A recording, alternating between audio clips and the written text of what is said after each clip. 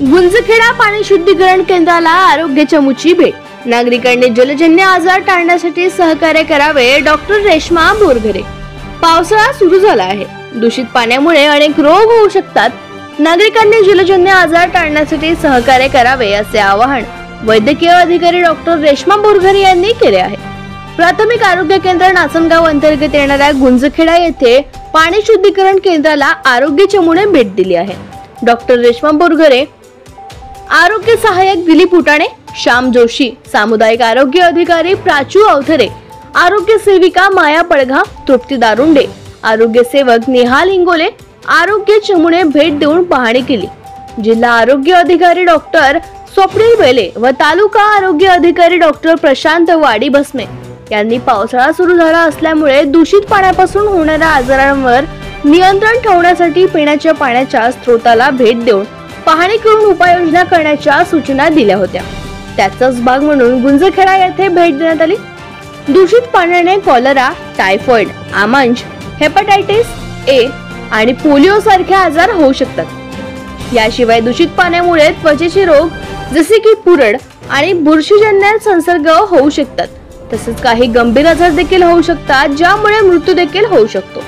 हे आजार टाळण्यासाठी स्वच्छ पाणी पिणे आवश्यक आहे। तसेच पाणी उकळून प्यावे, स्वच्छतेचे पालन करावे, दूषित पाण्यापासून दूर राहावे, दूषित पाण्याने आंघोळ किंवा पोहणे टाळावे, दूषित पाण्याने अन्न शिजवू नये, दूषित पाण्याने हात धुवू नये अशा सूचना देण्यात आल्या आहेत। पाणी शुद्धीकरण केंद्राला प्राथमिक आरोग्य केंद्र नाचनगाव आरोग्य टीमने भेट दिली असता या ठिकाणी गुंजखेडा पाणी शुद्धीकरणामधून नाचनगाव, गुंजखेडा, हिवरा विविध गावाला या ठिकाणी पाणी पुरवठा केला जातो। नागरिकांना स्वच्छ आणि शुद्ध पाणी मिळावं या उद्देशाने बनवलेला हा या ठिकाणचा जो पाणी तपासणीचा कार्यक्रम या ठिकाणी केला जात आहे। प्राथमिक आरोग्य केंद्राच्या अंतर्गत येणाऱ्या नागरिकांना शुद्ध पाणी मिळावं यासाठी या पाण्याची आता ओटी टेप घेतली असता या ठिकाणी प्रामुख्यानं ओटी अजून आलेली आहे आणि जनतेला सर्वांना विनंती आहे की जनतेने आता जो पावसाळा सुरू झालेला आहे त्याच्यामुळे सगळ्यांनी पाण्याचा स्रोत वाढल्यामुळं या ठिकाणी पाणी उकळून प्यावं, स्वच्छ पाणी प्यावं आणि निरोगी राहावं असे आवाहन आरोग्य विभागाकडून करण्यात येत आहे। माझं नाव आहे विठ्ठल नारायणराव बोरघर, राहणं पुलगाव। नदीवरून पाणी येतं, तिथं आलं ब्लिचिंग टाकून हे पाणी क्वालिफायरमध्ये होते। क्वालिफायरमधून आपण बेडमध्ये घेतो, बेडमधून शुद्ध करून स्टममध्ये घेतो पिण्याकरिता। मग इथून घेतल्यानंतर कुठे जाते पाणी?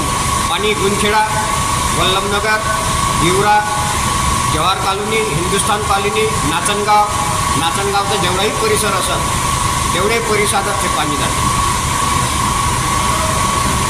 नाचनगावमध्ये 6-6 दिवसांनी पाणी पुरवठा केला जातो। तुमच्याकडून किती दिवसांपूर्वी पाणी जाते? इथून तर डेलीच चालू, म्हणजे रात्रंदिवस इथली मशीन चालूच आहे। इथून पाण्याचा काही तुटवडा नाही आहे, फक्त लाईन गेली तेव्हाच पाणी बंद राहते, नाहीतर रात्रंदिवस पंप चालूच राहतो नाचनगाव।